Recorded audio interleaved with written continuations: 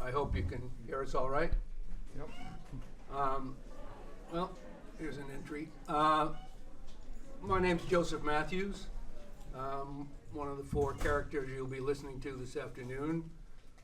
Our subject is fiction unafraid of politics. And we'll talk a little bit more about what that means. But basically what it refers to is fiction that explicitly presents political situations, crises, characters who have to confront political issues. We'll all talk about our various books that take this approach. Of course, we all recognize that almost all books are in some way or another inherently political. They all take place in some social structure. Any book that has a female character has patriarchy in the background, etc. But we're talking today about books that are intentional in their use of political situations and issues and crises to move the narratives forward. Now we're talking about literary fiction, novels, and short stories.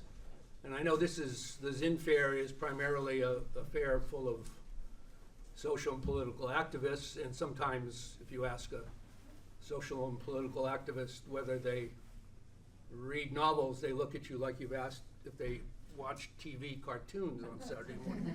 So I hope there are readers in the room today who read. Yes. Okay, before we get into the meat of our discussion, let me introduce the other folks who are here. First of all, as I said, my name is Joseph Matthews. I'm a novelist. My three novels are all explicitly political. One is set during the junta of the colonels in Greece during the late 60s and early 70s. One is set that's called Shades of Resistance. My novel, The Blast, is set in 1916 San Francisco within the anarchist milieu here in the labor wars, as well as the run-up to U.S. entry into the First World War. And my novel, Everyone Has Their Reasons, is set in 1930s Paris in the migrant milieu of people who have fled the Nazis and also fled the Spanish Civil War and the way in which class plays out. To my immediate left is Joy Fowler, novelist of many, many volumes, almost all of which I think she will argue are political novels. We are all completely beside ourselves. One of my favorites deals with, among other things, human experimentation with primates. She'll speak to the other books of hers that she considers explicitly political. To her left is Stanley Robinson, a man whose work is well known to probably most of you. Undoubtedly the most prolific of all of us, Stan. His many novels. It's not too late to cut it out. Yeah. Some people would say slow down, Stan. But I think it's fair to say, and Stan will rebut me if I'm wrong, it's fair to say that virtually all of his work, novels and short stories, as well as his nonfiction, are deeply political. And to Stan's left is Summer Brenner, who has written a number of books on political issues, Her novel I-5 deals with human trafficking. Nearly Nowhere deals with white supremacy, right? I mean, in many ways. She's also written books about the history of Richmond and of Oakland that she's turned into alternative histories. Let's put it that way. I'll let each of them talk more about their own work, what makes their work political, and how they go about it. What I'd like to start out with, and one other thing is someone who's not here today, Terry Bisson. Terry is ill and can't be with us today, even though he was scheduled to be here. Terry is also someone who both science fiction writing and alternative histories has written deeply, deeply political books, one of which I have in front of me called Fire on the Mountain, is a novel that reimagines if the raid on Harper's Ferry had succeeded and a black republic had been established in the South. Both Stan and Karen Joy know Terry's work very well, and I'll let them speak a little bit more about Terry's work. So I just want to throw out a couple of things. One is that we're trying to talk here about works that are explicitly political. And I would argue that most of what comes out of mainstream literary publishing in New York, in America, though not internationally, in the last 50, 70 years, expressly avoids the political. And we can talk about reasons among us why we think that is, except for an entire genre, which we call science fiction, which is deeply political, and which these folks beside me know very well. And so I would like to start off by suggesting that novels and stories, well-written novels and stories, are perhaps as amenable, but even in many ways better, for informing about the ways in which individual humans respond to political issues and crises than nonfiction. Because of their interiority, we can get inside the heads of our characters and explore how humans on the ground respond to political situations, crises, confrontations. And that literature can do a great job of that in ways that nonfiction often can't do. And I think that, thank you, and I think that that's sort of one of the subjects that one of the proposals I want to lob out there. Let me hand this over to Karen Joy Fowler now, who can riff on any of the things I've started to raise. Terry's work, that proposal about political fiction being more effective sometimes, and also just to riff about what we mean about political fiction, explicit political fiction. So Karen Joy Fowler. Thank you. Well, I have a lot of thoughts, and I will try in this first round to winnow them to just a couple. One of them is that as long as I have been writing, I have been published to some extent within science fiction and to some extent outside of science fiction. But I have felt often that that inside of science fiction there is a sense that I don't belong there, that I'm not quite playing the game fairly somehow. And I guess my defense of thinking of myself as a science fiction writer comes from the fact that I always am very focused and interested on the large context in which whatever small story I'm telling takes place. So we have a concept in science fiction called the edge of the idea, or the edges of ideas, which is that the big idea may be a technological advance, it may be the geographical, political moment in which you find yourself. The story is about how those things impact the people or creatures in the story. And so I feel strongly, and no one has ever convinced me otherwise, that I do belong in science fiction because of that, because I never tell a story where I do not have a sense of the large world in which the story takes place. I will say just one other thing about the proposal that mainstream literature is resistant to political fiction, which is just a personal anecdote that when Trump was elected, my agent, who is a very literary house, a lot of writers that you would not necessarily immediately think of as political writers, my agent told me that 7 of her writers in the week after Trump was elected had contacted her and said they were not finishing the books that they had told her they were working on, that there just seemed to be no point to the stories they were telling in those books. And so it was clear to me that there was a sense that there was a political moment that had to be spoken to, and that books that didn't speak to it were not books that needed to be written at this moment. So whether you would call them political writers or not, I take that to mean that they are noticing the political situation, and that they do feel it is part of their job to deal with that.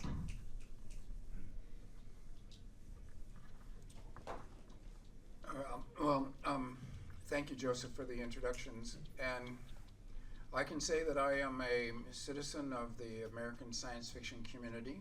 It's where I began writing and where I am still proudly placed. It's like a small town scattered around the nation, and they meet at conventions, and it's also trans-temporal. People long dead are still part of the town and well remembered. So it's a good community, but it's also like any other small town. It has its quirks and oddities. It's a bit limited. You would want to be, especially if you're a writer, more worldly and also read by people who aren't part of that small town. That's been part of my work. All novels are political. They reveal their politics by the stories that they tell.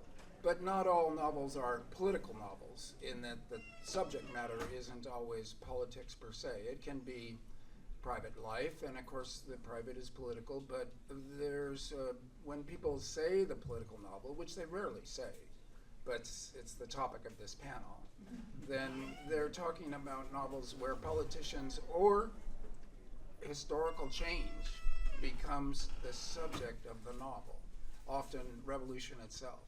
So that's interesting, and it's also interesting, something Joseph brought up, that since World War II, American mainstream fiction has been explicitly apolitical, which is, of course, a political stance in support of the status quo and things as they are, etc. It's sad stuff, very limited compared to 19th century realism.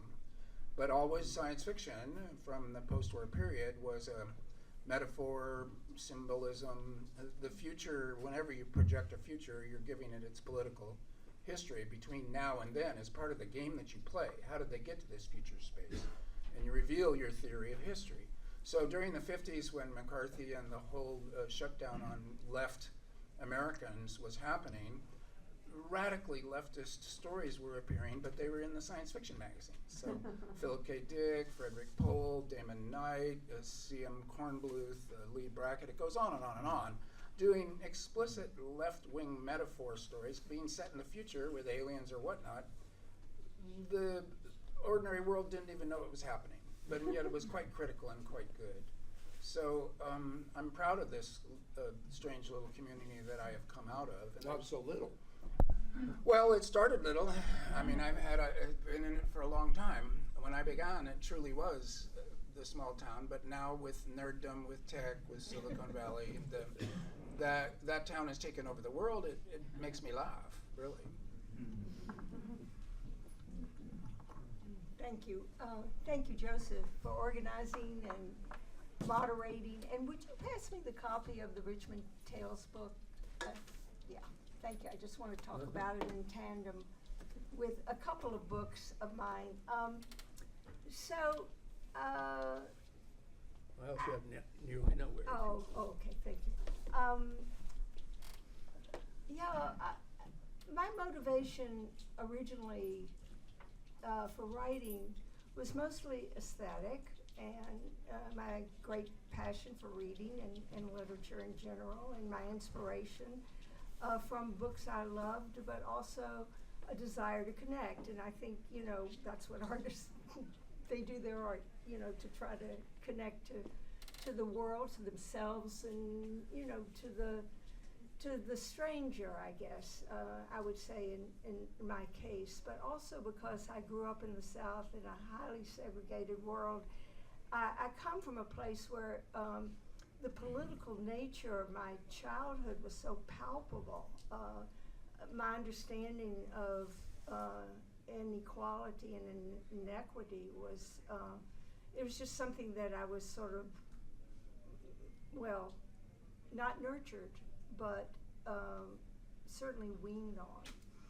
And so the beginning of my writing life, mostly poetry for many years, and then coming to a point where I wanted to connect, because I was quite an activist, but I wanted to connect these two streams in my life, and was trying to figure out how to do that. And not science fiction, but crime writing really attracted me, because crime writing too allows you, whether you're writing about the past, the present, or the future, where there's crime really is, so much of politics is criminal. So, we just start there. Anyway, I wanted to just mention a couple of books that I have written that came out the same year. And it was a little problematic for me, because I wanted to write about sex trafficking, and I-5 is eponymous with the interstate, and a girl that's being transported, a Russian girl that's being transported from Los Angeles to Oakland. But the same year, I also wrote this time travel, and it turned out Terry Bisson was the person to identify it as science fiction, a time travel of two kids, African-American girl, Maisha, and her Mexican friend, Mario. They lived in the same apartment building in the Iron Triangle of Richmond, California. Well, they time travel back to Native American, and then they come forward in time, and then they go into the future. And Terry Bisson said, you're writing science fiction. Anyway, the fact that they came out the same year was a kind of a dilemma for me, because I certainly didn't want the PTA that was, reading this to then go over and sort of read about this it's a very brutal book, actually. Anyway, I'm glad to be in your company, and thank you for having me. Thank you.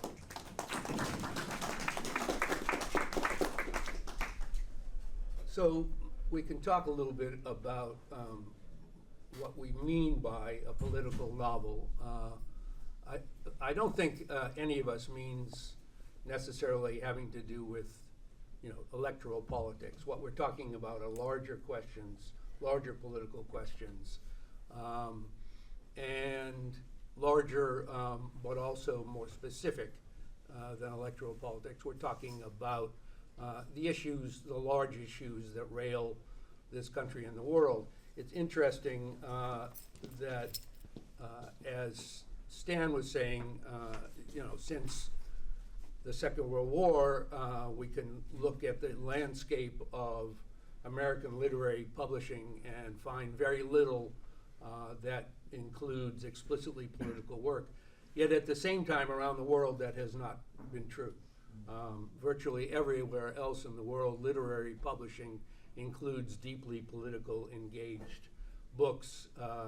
We were meeting before this panel started, over a coffee, and we were all talking about, for example, the recent Irish fiction coming out of young women Irish writers about their situation in Ulster in particular, but in Ireland in general, about their position as women, but also inevitably about the whole phenomenon of hierarchical, militarist, political activity and how it affects the individuals who try to live their lives within it.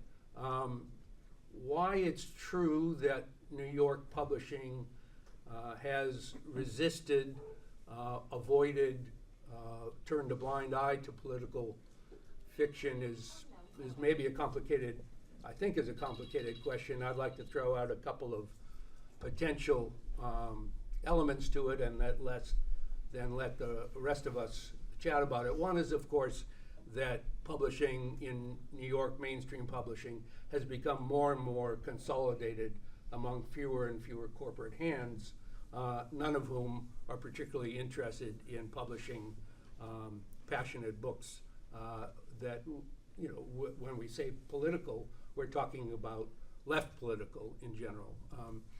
Part of it, I think, too, is that the class of people who are the editors in these main publishers. These are, in general, upper middle class people who have gone to, graduated from English departments in nice Eastern universities and who are not particularly comfortable with hard-edged political fiction. There's also the way in which literary writing has been taught in this country through creative writing programs, through writers' workshops, through writers' programs, all of which say, start with the individual, write what you know, write your life story, right? And of course this ripples through time and through people so that becomes the only kind of writing that is considered acceptable literary material.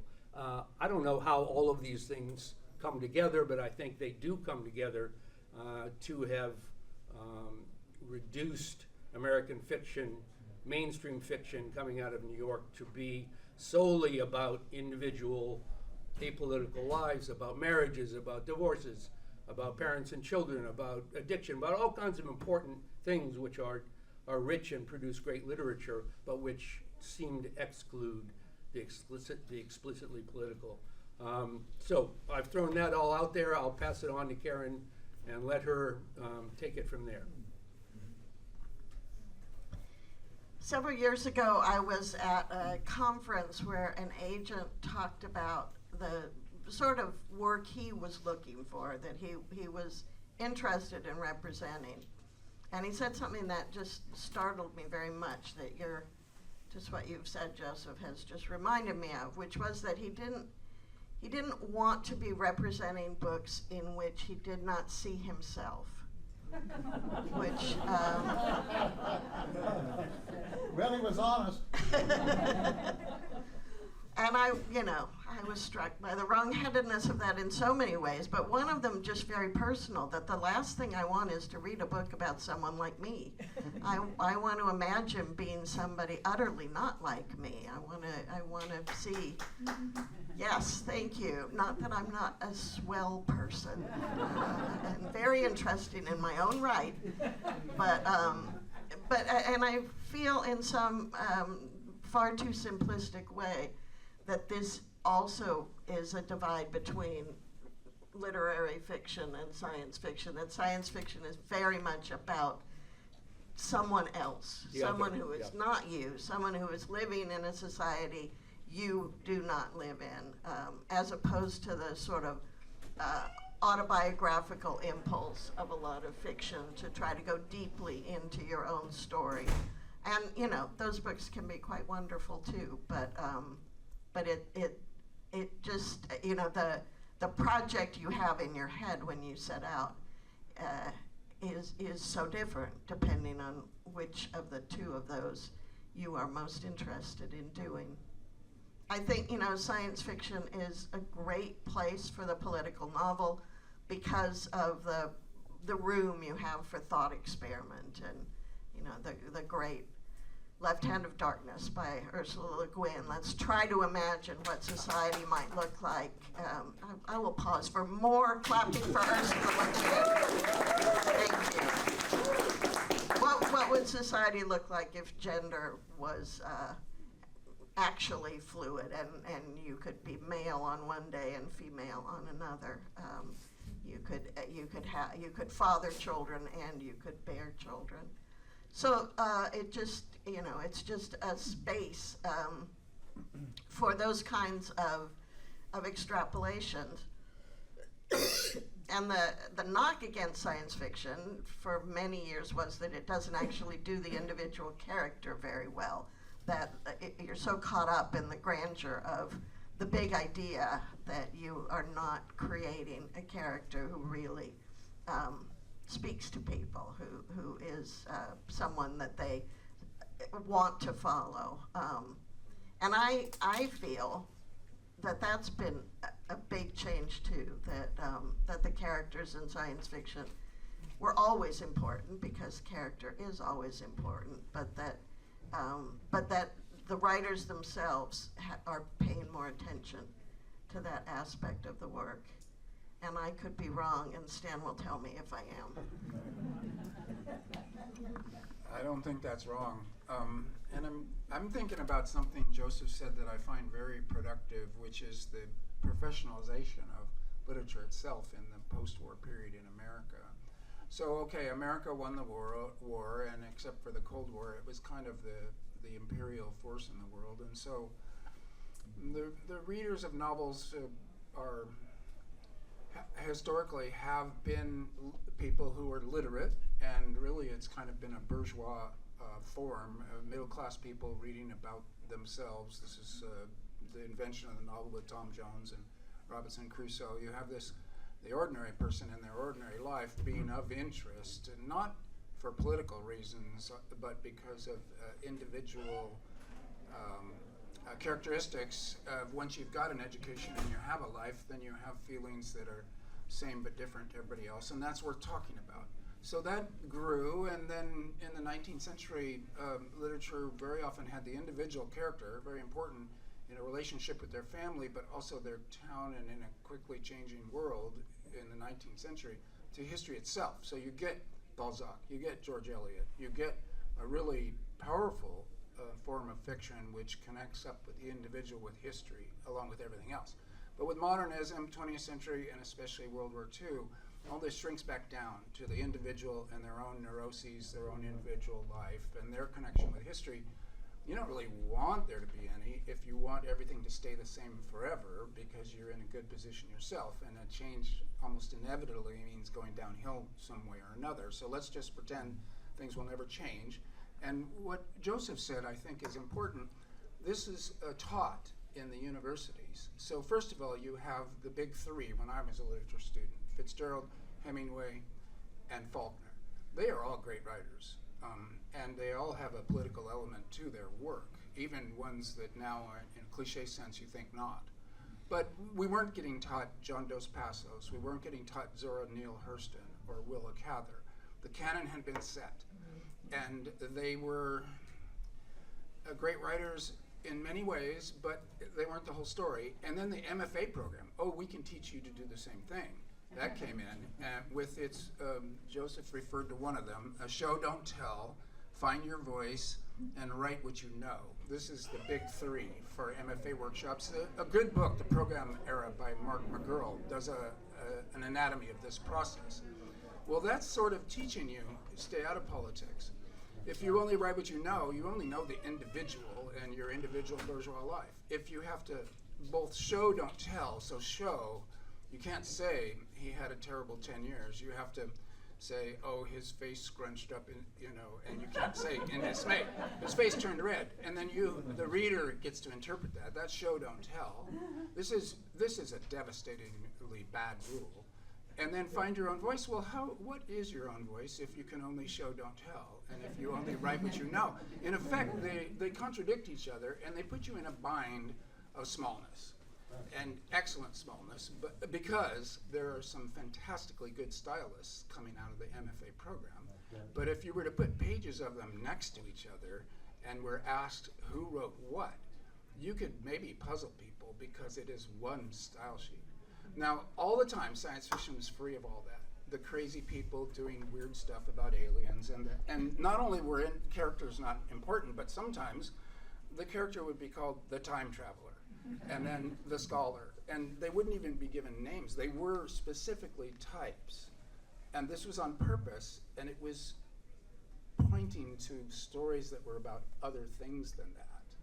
And that's where science fiction had a huge advantage. It was not captured by the programmatic system of the post-war normalization of American life.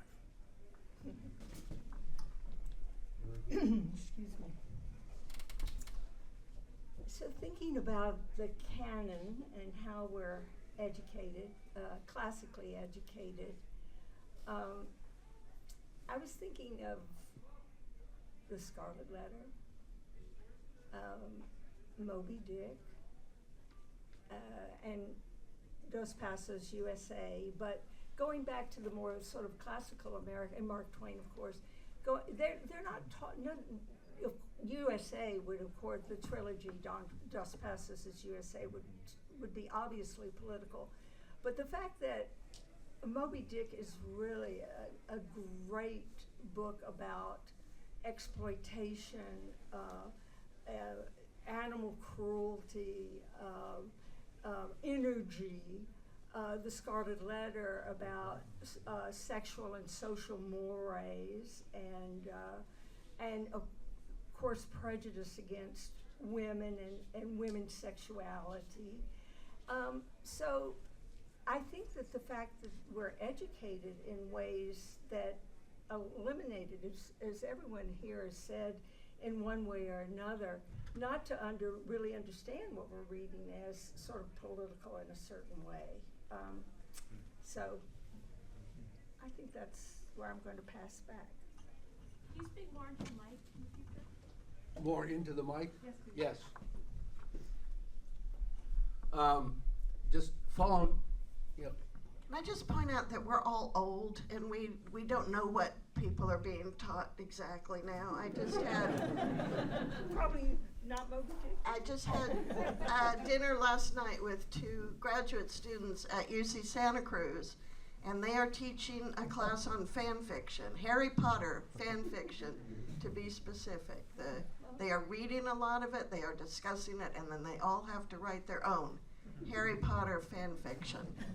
So possibly things have changed. Let's hope. Just thinking more about what Stan was riffing on and what I had originally proposed is that the class basis of mainstream publishing, both who the publishing houses are, what they are, corporate publishing, the class of people who run those houses, the editors and the agents. There's also the imagined audience. The imagined audience to whom they want to sell their books. They believe, I think, along with Stan's point, are comfortable bourgeois people who don't want necessarily to have their boats rocked by edgy political fiction. So I think that's another aspect of it. And to reinforce my point about who is in the publishing industry, I'll tell a little anecdote, sort of like Karen's. When this book, Shades of Resistance, which is a novel set in the Greek islands during the Greek colonel's junta, military fascist junta of the late 60s and 70s, and is about resistance from ordinary people to that. There's a character, the main character, who travels through the course of the novel. There's a very brief section in which there's a flashback to his brief marriage in New York, part of which he is fleeing when he arrives in the Greek islands. And when this book was being sent around by my agent, she sent back to me a note from one of the major houses, from an editor.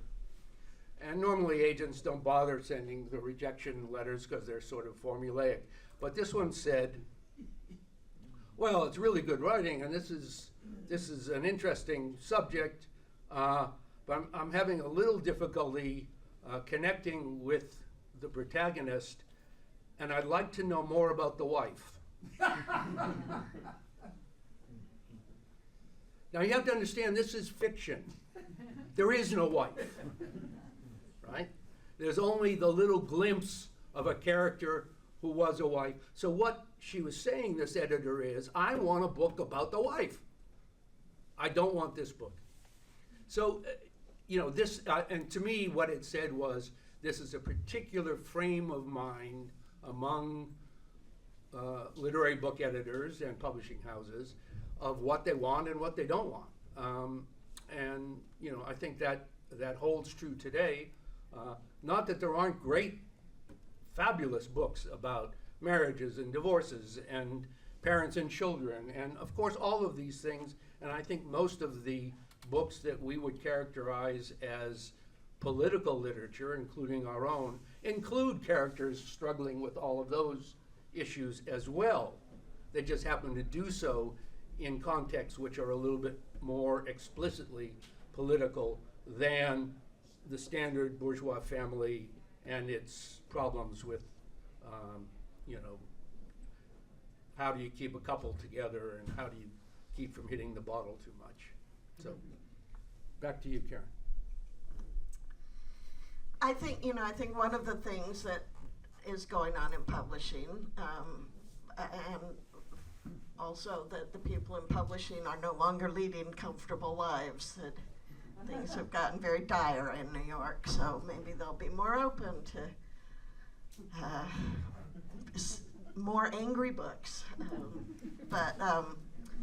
I think one thing is that they are very focused on who the readership is going to be, and every time you take a political stance, you cut out a certain part of the population who does not agree with that political stance. And so Samuel R. Delany once said to me, so you've written a book, and it's a murder mystery, and the characters are all gay, and you think this will be great. I will have an audience of people who like literature that has a gay focus, and I will also pick up people who like murder mysteries. But he said, you turn that book in, and your publisher thinks the only people who will read this book are gay men who like murder mysteries. So you think you've expanded your audience.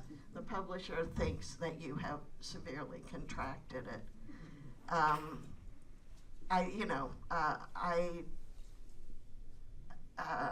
have never sold a book that didn't go through the marketing department, where concerns about how it would be sold and who would read it were paramount. And I think that in some distant, nostalgic past, an editor could buy a book without the marketing department being involved, but I don't think that that is true anymore.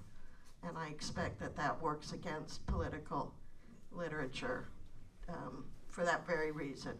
There's also, along with the dictum to show not tell, I think there is a sense that the novel in particular is not didactic.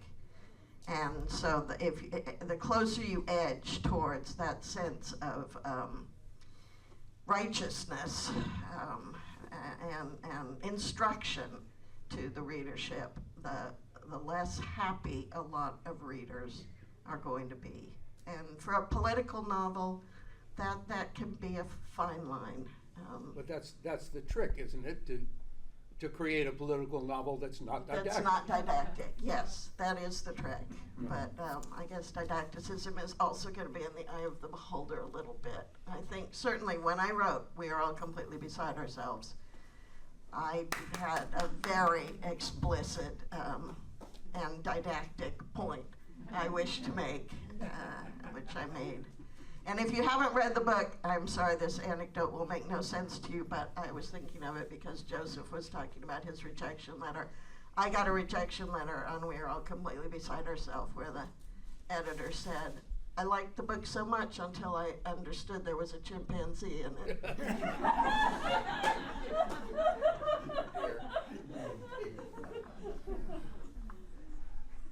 Well, a final comment about the the MFA rules, it's very useful to simply reverse them. So you tell, you don't show. And you lose your voice. You get out of the way. And then lastly, you write what you don't know because you don't know anything. So if you write what you know, you're caught in this tiny little bubble. And so I found it delightful to simply spend an entire career, and it's not just science fiction, it's also a flaunting of the MFA's so-called rules. And also this goes back to an earlier form of the novel. Defoe or Balzac or George Eliot, these are better novelists. Although the great modernists are quite great, and I'm thinking Joyce and Proust and Virginia Woolf, they are indeed superb novelists. But then the people trying to imitate what they did in the 1950s, the 1960s, that's still 60 years ago. Then the 70s, the 80s, the 90s, all still trying to do what they did so beautifully in the 20s and getting weaker and weaker as they persist. It's been beautiful to be outside all that. Now, one part of being outside of all that is the community, that you actually are part of a communal process when you're in the science fiction world that's been a joy to be part of. And part of it, and central to Bay Area science fiction, was Terry Bisson, when his wife, Judy Jensen, and he moved out here to be closer to their kids around 2003, 20 years ago. They transformed all of us who were science fiction writers in the Bay Area from comrades who saw each other once a year to friends who got together once a month. And that's really Terry doing that for us. So, God bless him. And one of the things that he got very good at is a form of science fiction called the alternative history, which is explicitly political in this sense. If something different happened in the past, would we be in the same world now? No. How would it be different? And why? All these answers to these questions are political in their nature. And then you still got characters, but they're characters that are living in Nova Africa, which is what we might call Tennessee. And it's the year, whatever it was, say 1990, but in a world where the revolt at Harper's Ferry turned into a general slave revolt and then into a different set of America. Now, it has to be said that the Civil War is a change point for alternative history that's quite famous. Ward Moore's Bring the Jubilee and many other books postulate what happened later. And you can have right-wing stories come out of a different answer to the Civil War. If the South won the Civil War, oh, how great, from certain perspectives. And so Terry's book is in conversation with all those other books. If you know enough, you read them in conversation, and it gives you a kind of political 3D vision that is created through reading fiction. And only science fiction with its alternative histories can do this. It's a beautiful device for creating new stories, and it's intrinsically interesting. And his characters are quite charming and beautifully done. And indeed, he's gesturing back to Louise May Alcott and to sort of late 19th century, because that's the period that he's writing about. A very beautiful novel. And he did it the same for the 1960s in a novel called Any Day Now, which again is an alternative history. All kinds of things. And what it gives you is the sense the 1960s were so volatile that while you were living them, there was no way of telling what 1975 would feel like. That's right. And so this was a moment where the literature was fitting to the time in a way that was explicitly political. And Terry has been central to all of that all along.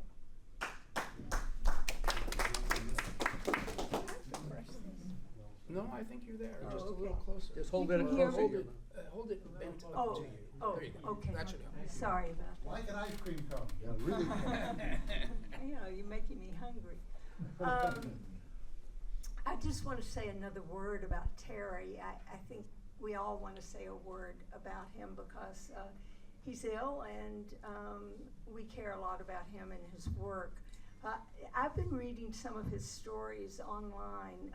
They're easily available. Maybe it's through a website. I'm not quite sure how I accessed them originally, but they are hilarious.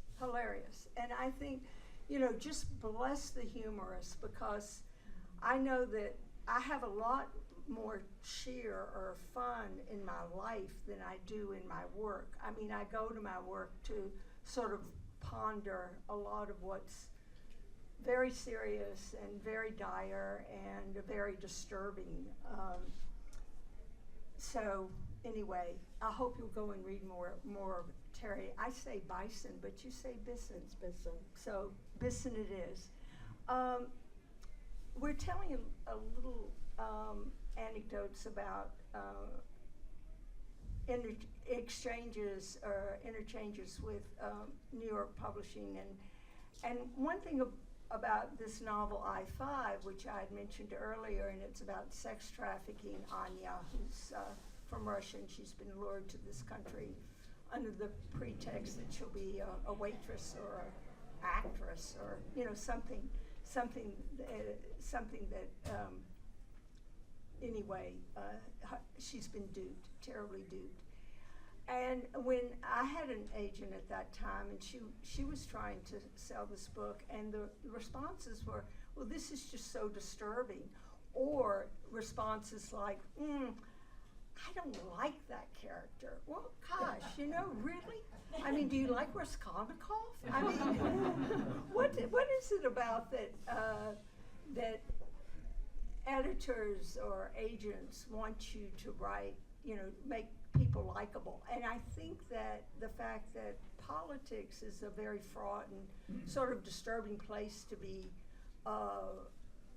putting your subject matter, I think in fact that you have to face a lot of what's very much unlikable in this world.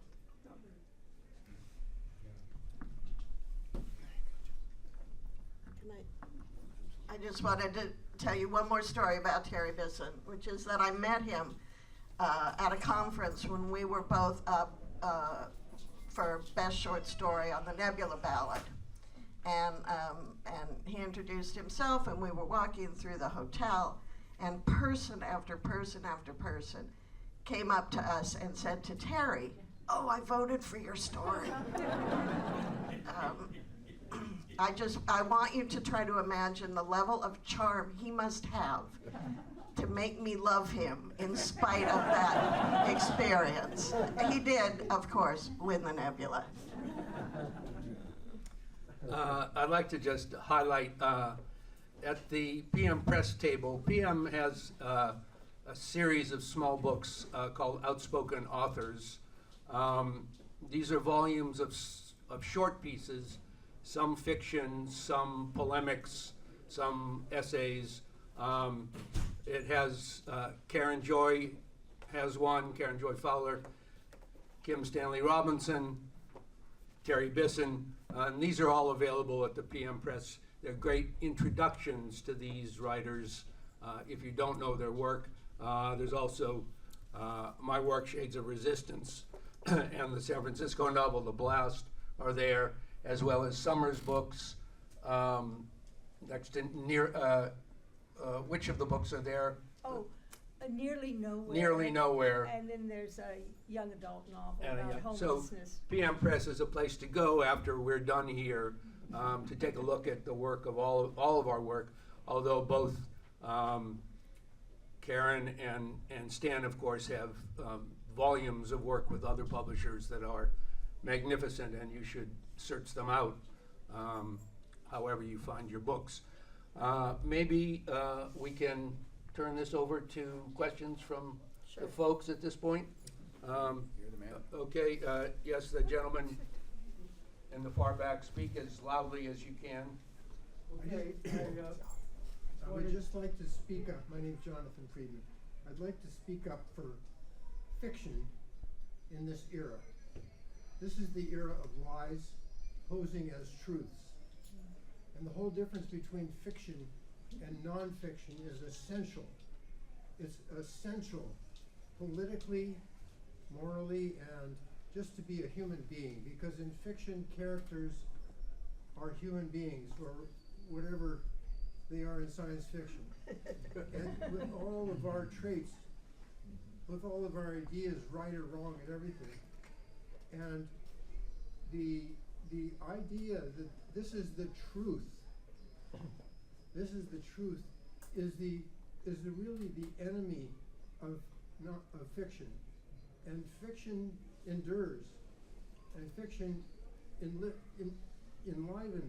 and uplifts and motivates in so many different ways.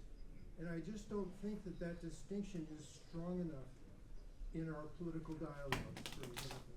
Thank you. Thank you. Thank you. Joseph, Yeah. can I say Here, something? here. Yeah, I just want to say that the one of the great strengths of fiction is that you can get inside the minds of the characters to see how they are digesting the question of truth and how they respond to it. Let me pass it on to Summer. Thank you. I was just going to say that you're speaking to fiction that's positing itself as truth, whereas fiction is often, literary fiction is often called the lie that tells the truth. You know, that there's a little bit of a fun inversion there. You could hold on to it, Stan. Who else? Yeah, over here in the red. I'd like to hear the panel talk about the tradition of utopian fiction as separate from the big novel that Kim Stanley Robinson was talking about that flowed into the tradition of sci-fi. Oh, that's for you, Stan. Okay, yeah, as a utopian science fiction, I can speak to that. The Utopia by Sir Thomas More, and one could argue that Plato wrote a Utopia, a description of the better society, always interesting, always useful, always political, and in some senses not fiction, but some kind of modeling exercise. And so quickly, a story injected into that became a good idea, and attempts were made. H.G. Wells' A Modern Utopia, Robert Graves' 7 Days in New Crete, Edward Bellamy, Looking Backward from the Year 2000, a crucial text in American history. Nearly nowhere. I mean, Looking Backward from the Year, News from Nowhere by William Morris, Yeah, yes yeah. indeed, a wonderful utopian novel, but they're all like mixing architectural plans with a soap opera. I've tried it all my whole career. That's not an obvious mix. The architectural plan, the soap opera, back and forth, how do you make it work? It was Le Guin in The Dispossessed that showed us how it worked. Absolutely. A great novel, an interesting and great utopia, and I can remember staying up all night to read that in 1975. A shocking experience, and then I thought, well, it can be done, but it's not as easy as she made it look. So yes, to the utopia and to the mix of the two. It's a new genre that she is the first one to have turned to gold with a classic example you can give to anybody. And after that, I mean, Ian Banks, Cory Doctorow, there are people trying utopian novels, and I'm one of those. And of course, many dystopian novels. Yeah, but that's a different genre. Yeah, it is. A But lot easier, too. A lot easier and also perhaps not so helpful. That's right. yeah. But they sell. But they sell. Absolutely right. We don't know what sells. No one knows what sells. No. Yeah. Yes, thank you all. This is marvelous.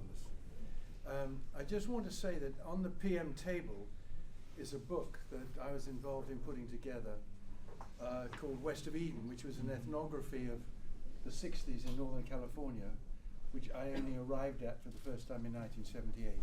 On the cover is a détournement of Holbein Jr.'s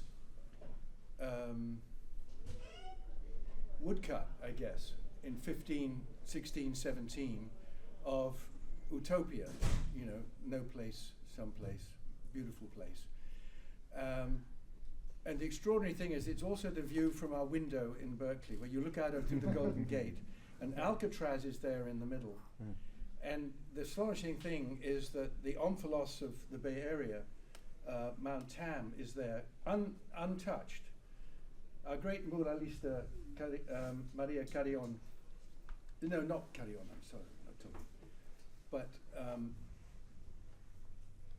messed with there's the Twin Peaks there, she's injected into it, and also the Golden Gate. What's interesting is that I learned afterwards, we decided to put it on the cover of West of Eden. is that Holbein's own inspiration was a blending of two real places, Mexico City, in its old form from Aztec, and in the Veneto from Venice, and that became the image of the ideal place for centuries. And so the beauty of Terry and Stan's work, for me especially, is to get to other utopias. I was brought up with William Morris, reading Edward Thompson's biography. And for Morris, you can either see it prospectively or retrospectively. Morris said, for Morris, the Houses of Parliament were a midden where the shit was kept. Right? His utopia was looking backward retrospectively to the beautiful churches in East Anglia under feudalism, for Christ's sake, right? But what he saw was buildings that maybe took generations, craftsmen passing down father to son, maybe taking hundreds of years to make these buildings. That was his utopia. In his own attempt to make it real, he couldn't make it happen under high capitalism. It was incredibly sad. And there's a pull quote. I'll finish with this. I'm so inspired by this gathering today. Some of you might have gone to the V&A exhibit where William Morris, a big retrospect of William Morris in London, the V&A, and it was mostly Morris and wallpaper and what have you, but there was a room, typical like having the Guardian's women page, there was a room on his politics. But there was a fabulous pull quote on the wall when you went in, some of you might have been there, and it's Morris writing to Burne-Jones saying, "I spend my bloody life catering to the swinish luxury of the rich." I mean, he was a very rich man, but he couldn't find a way to build a world in which labor was honoured and wasn't producing just shoddy. And he'd known about the Luddites. And I'll just finish. This is really the last thing I'll say. Kirkpatrick Sale wrote a wonderful book about the Luddites, the historical Luddites. It was accurate. He went to Yorkshire. But he called it something catastrophically wrong. He called it rebels against the future. Bullshit. The Luddites were precisely against the foreclosure of the future, right? So we've got a lot of work to do about the paths not taken, the lost paths, and the work must start here today. With writers writing about utopias. Yes, there. Okay. Thank you. I have a question for the panel. It's based on an impression I have. It's about subject matter of science fiction and speculative fiction, which is in recent years, there's no doubt that the climate crisis, existential climate crisis, has been getting attention. I would posit that there's a possibly even greater existential crisis, which is that of nuclear war. We're closer to nuclear war than we've ever been before. I just returned from the New York City Nuclear Ban Week in conjunction with the meeting of the states parties for the treaty for the prevention and abolition of nuclear weapons at the United Nations. And we were part of civil society there. My question is, does the panel agree that nuclear issues, I mean, I remember as a kid reading Canticle for Leibowitz. It changed my life, and I was a kid. Why isn't that other existential crisis getting equal attention? Or I would entreat the panel to think about that for their next books and other writers here. What do you think? Anybody? I can try. I mean, let me just say, I mean, in the 50s there was some, and early 60s there was some nuclear Holocaust fiction. You remember Neville Shute's novel, and there were a number. I think part of the answer is that the immediate and total destruction of the Earth that nuclear Holocaust predicts is something that is extraordinarily difficult for writers to handle. Prevention might not be. Well, but also extremely difficult. But anyone else on the? Yeah. Okay. Yeah, right there. Yeah, just to add on to that question about things that are difficult for writers to write about, I'm interested in the particular capacities or potentialities of different forms or genres of literature. So you guys are talking about novels, but what is the particular value of the novel as a kind of literary engagement with politics as opposed to, say, a play or a poem?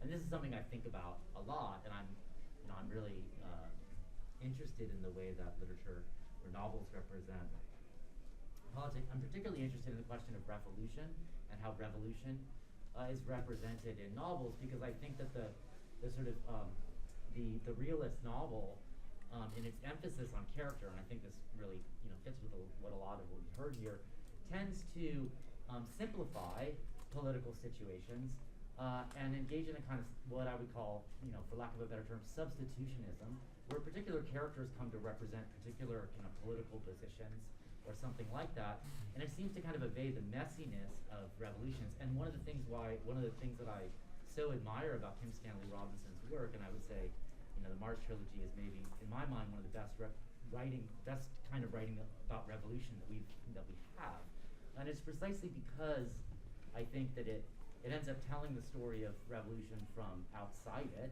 and you don't have these characters who are at the center of the action, and so it is able to reproduce a lot of what a kind of revolutionary moment feels like, is that you don't know.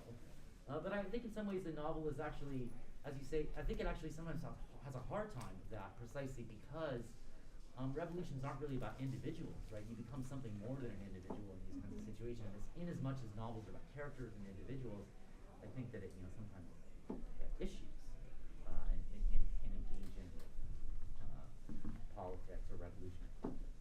Yeah, thank you for that. It is a form problem. The novel is indeed about characters, individuals, and then they can become types that are representative of their class. That happens a lot, but you're stuck in their point of view, and a revolution is often a collective spasm.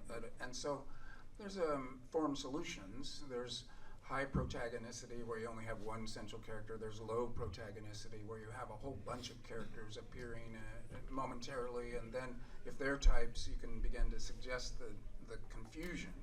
And so the novel is a very capacious form. I believe in it with a kind of religious fervor.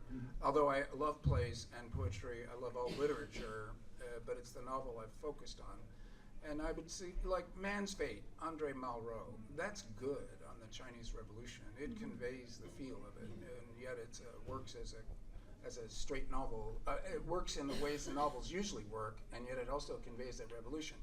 Now, a counterexample, Hilary Mantel's A Place of Greater Safety is about the French Revolution, and never will you get a more distinct sense of Robespierre, Danton, and Claude, the third leader. It'll come to me. Those three characters are vivid on the page, but then and in their home life. But when they go out into the world and the revolution is happening, the novel picks up when they come back to the room. And Danton's politics, as opposed to Robespierre's, it might as well just be a blank. And it almost suggests that Hilary Mantel didn't believe that their political positions mattered, or that they were interchangeable, or that they were less coherent than they thought they were. But she ignores them. And this is one of the greatest novelists of our time. I mean, she recently died, but she is truly a great novelist. And in her Thomas Cromwell trilogy, Wolf Hall, then you have politics again, but it isn't revolutionary. It's reformist, it's ameliorist, it's can you deal with a madman in a feudal situation. It's political, but it isn't revolutionary. And she's very good on that. So I think maybe she herself was not a political thinker about revolution, but rather an excellent novice thinking about historical situations, which is not quite the same thing. I have a lot of thoughts about that. One of them is just a difficulty I feel, at least I feel as a writer, in writing action as opposed to the interiority that we've been talking about. That I was in a class once with a friend of ours, Sean Stewart, who was talking about how do you write a sword fight, and make it interesting. That if you're watching it, it's very exciting, but if you're reading about it, it's just, you thrust to the left, parry to the right. It could not be duller. And so that's an issue, I think. Another issue, I think, is just a human limitation that our emotions are engaged by smaller pictures, that if you can put a face, if there's an earthquake in Turkey, and you read that 1,400 people have died, that impacts you in a kind of intellectual space where you think about how many people that is. You think about the horrors that people have been through in that situation. But if you show us a father holding the body of his son, that's a whole nother level of engagement that we have, and that frequently, I think, in order to make people feel that maybe they ought to take some action, that the smaller focus is often more effective, I think. Oops, you got there. Just one more brief response to that, which is that there are also ongoing critical political moments everywhere all the time that are short of revolution, and that require mobilization and resistance, and that level of mobilization and resistance can be portrayed in novels and can be portrayed very well, not just to the benefit of the novel, but also to the benefit of the reader, who can then imagine what she or he might be doing in an analogous situation. So, yeah. I have a comment and a question. I generally agree with that the state of American publishing post-1945 to the present has been a very sort of insular, internalized experience around what it is.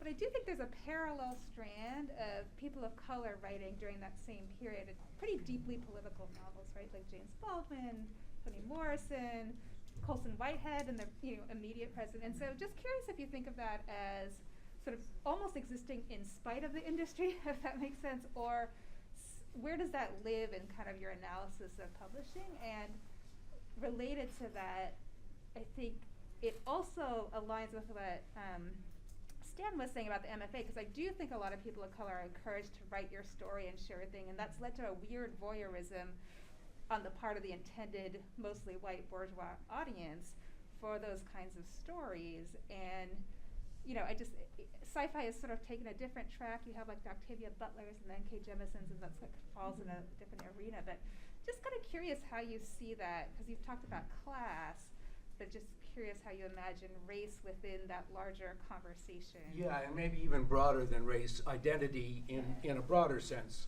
Race, gender identity, sexual identity. Absolutely.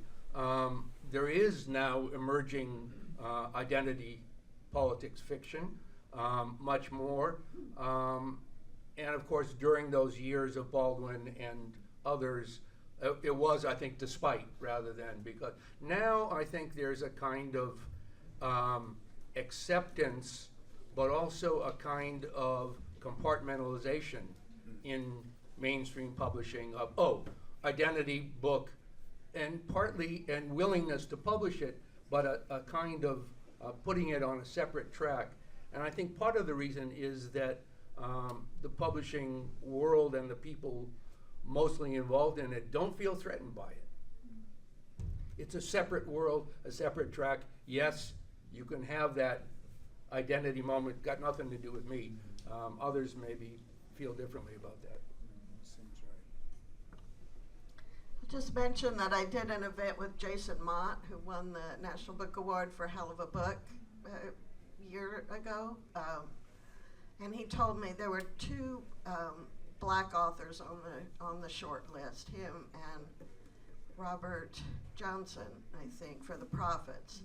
And he said, in spite of the fact that he won, that the sales figures for all the white authors on the short list immediately had a huge bounce, and that he and Robert Johnson did not see anything like that. So, we're back to that agent who told me I don't want to read a book that I don't see myself in.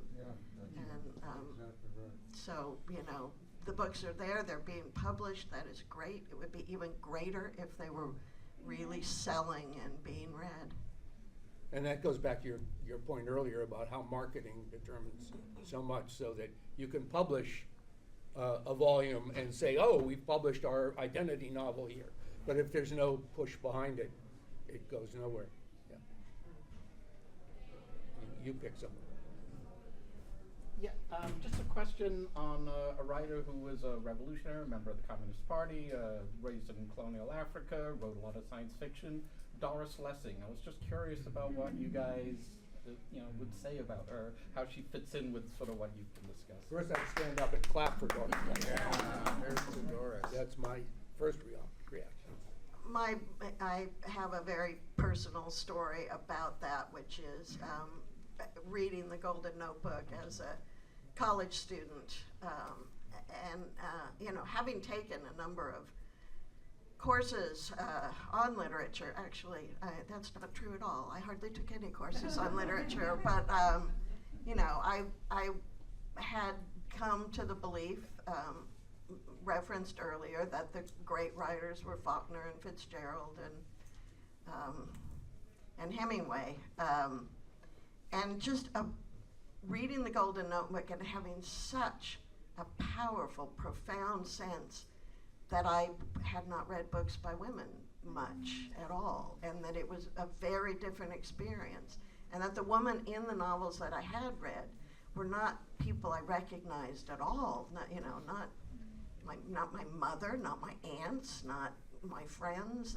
This very troubled and troublesome woman that seemed to be at the heart of all these male stories was just somebody I did not recognize. And to read a book and be so aware that a woman had written it was just an experience that stuck with me.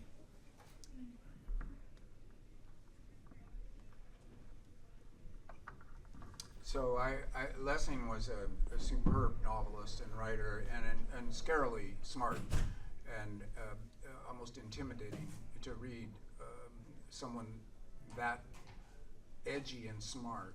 But I want to tell, her science fiction is peculiar and idiosyncratic to the point of being like a personal mythology and doesn't fit with the genre very well.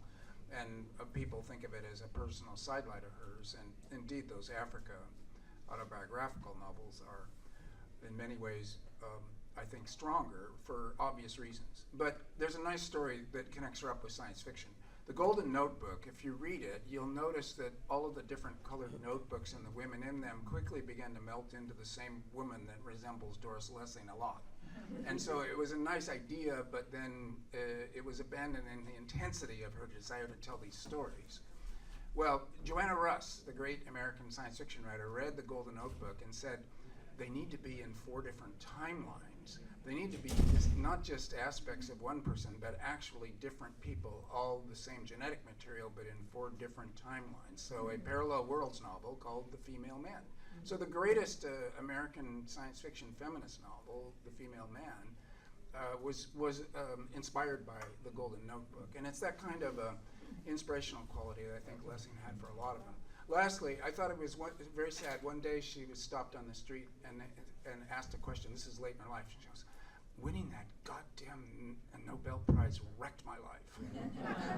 But luckily there was only about 5 years of it read.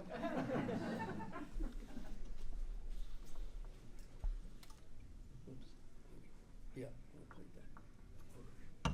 Yeah. Also, Lessing's story, I don't know how many of you read Lessing's stories set in London when she returned from Africa, but they are vicious on the class system in England, and made her a lot of enemies, and she had some difficulty publishing them, but they're brilliant.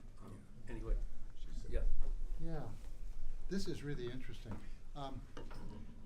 One of the things I wanted to ask. Anytime you start with, this is really interesting, is problematic, but go ahead. This is a really boring session. But I was having trouble hearing other people, so I'll stand up and lower my mask while I speak, if that's okay. I would love to hear people talk a little more about the impact of the Cold War and the CIA's manipulation of what got published and the whole starting of journals and all that stuff that happened, and its impact on what was considered, mainstream literary fiction during that period that those of us who are older were in fact being introduced to literature. And it marked us. Also connected to that, why TV, which was coming in as a mass phenomenon at just that same time, and the movies before that, have been historically even more restrictive in terms of political expression than publishing, right? And finally, how you think the rise, finally, in this country, of unions in the publishing industry might impact the editorial and publishing and marketing and all that in the future, as unions have been really uncommon in publishing until very recently with an upsurge, but not in some other countries. A good friend of mine is a shop steward at a union chapel in a big publishing house in Great Britain, for instance. Well, let me take the last question first. I mean, one of the interesting things is how many novels in the last 50 years can you think of that deal with labor, that deal with the working day, that deal with people's relations to their work, to their paid labor? Almost none. And I think, one of the answers to that last question is that, if there were a higher consciousness among the world of publishing of work in and of itself, that we may get novels about work and the relationship between human life and paid labor. I'll just add to that how far along in your education you have to go to get a class that deals with the labor history in the U.S. You have to be at least in college, possibly well into grad school before anybody thinks this is something you ought to know. I would recommend The Cold Millions by Jess Walters as a really wonderful recent novel on labor and labor history. Say it again, people are asking. The Cold Millions. Jess Walters, right? Right. Walter? Jess Walter.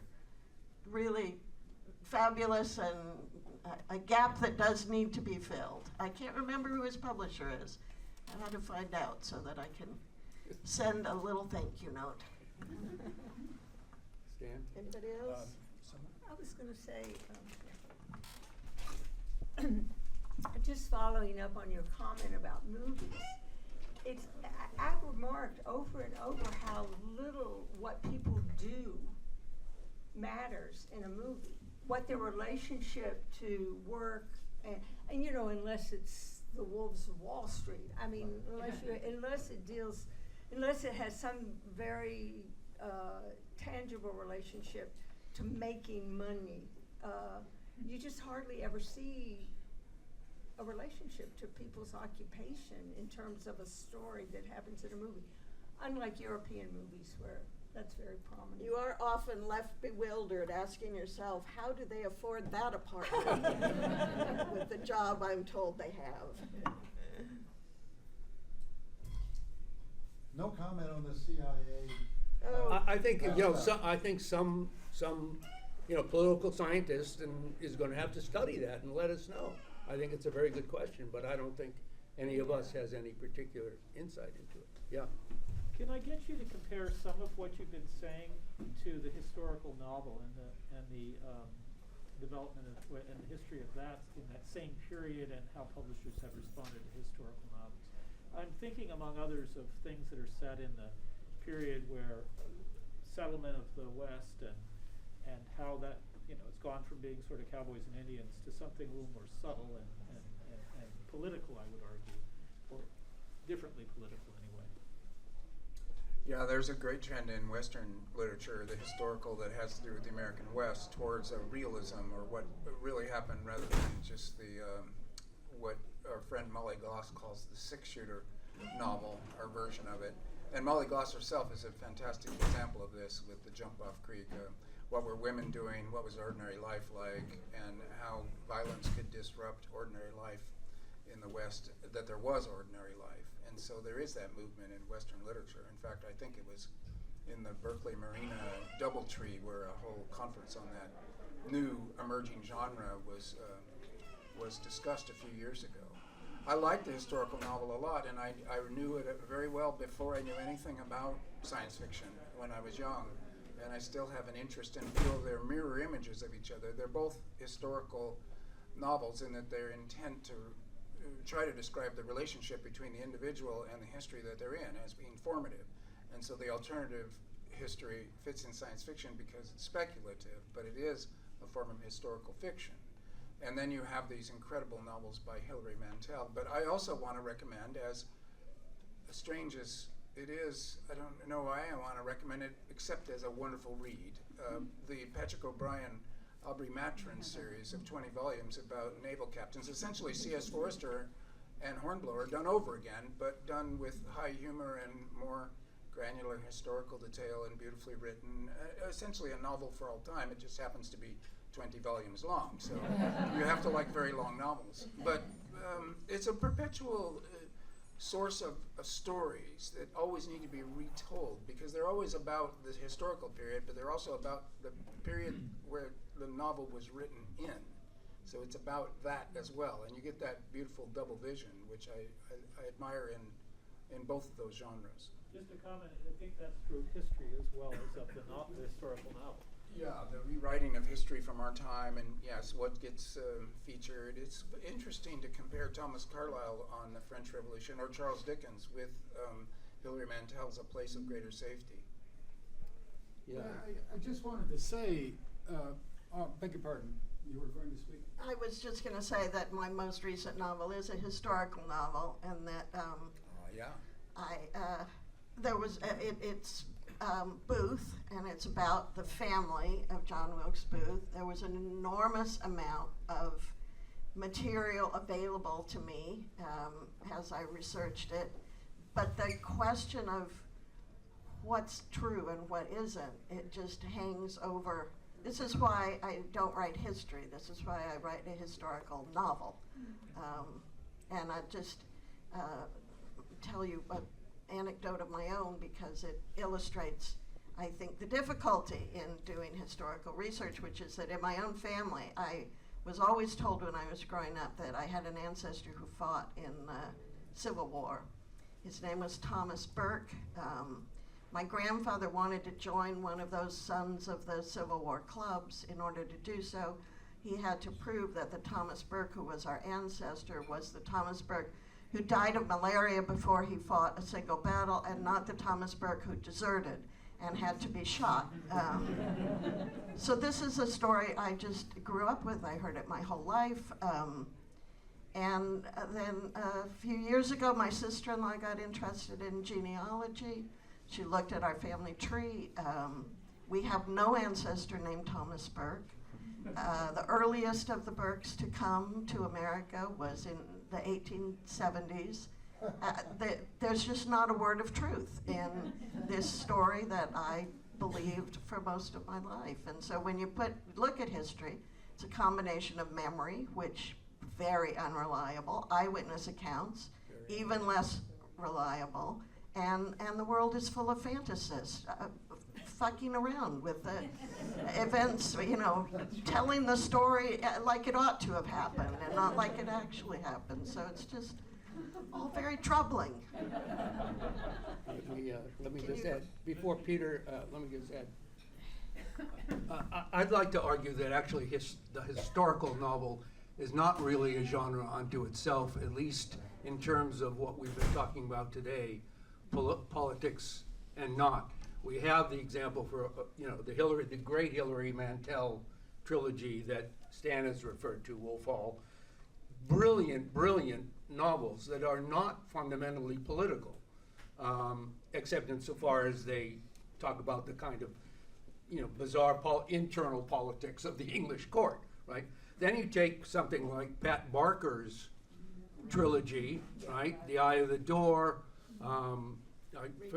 the Regeneration trilogy, about people coming back from the First World War, and they are deeply, deeply political novels. So I guess what I'm trying to argue is that the notion of the historical novel being something that we can talk about as a thing isn't all that useful. That we have to sort of divide up historical novels into what are they really about? What were they up to? Anyway, that's it. Peter. Yeah, I just wanted to mention the name of Howard Zinn, who was a historian, though he wrote some drama and other things, but he's widely known to the people in the U.S. as a historian. And I wanted to make a point to the panel, from whom I've learned so much today, that parallel to the, what do you call it, alternative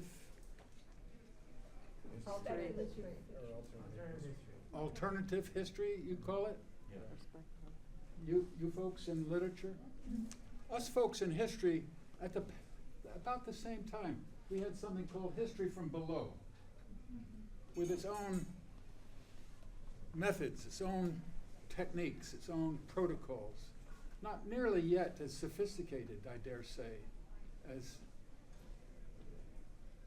well, no, I'm not going to go there. But I just wanted to mention that as a parallel in the late 20th century, and that History from Below and alternative history. You mentioned Doris Lessing and the New Left. That was a political movement in the 1950s, when history and literature was not so divided. Right. And so this is why, to a panel on fiction, I want to recall the name of Howard Zinn to us, to remember that. I think, Peter, History from Below is analogous to political fiction. That is to say, they are a redoing of the form with a different kind of politics in mind. I think we have to wind this up because our time has run. If I didn't do it before, I want to thank the organizers of the Zinn Fair, who have been brilliant, and many, many thanks to all of you for coming.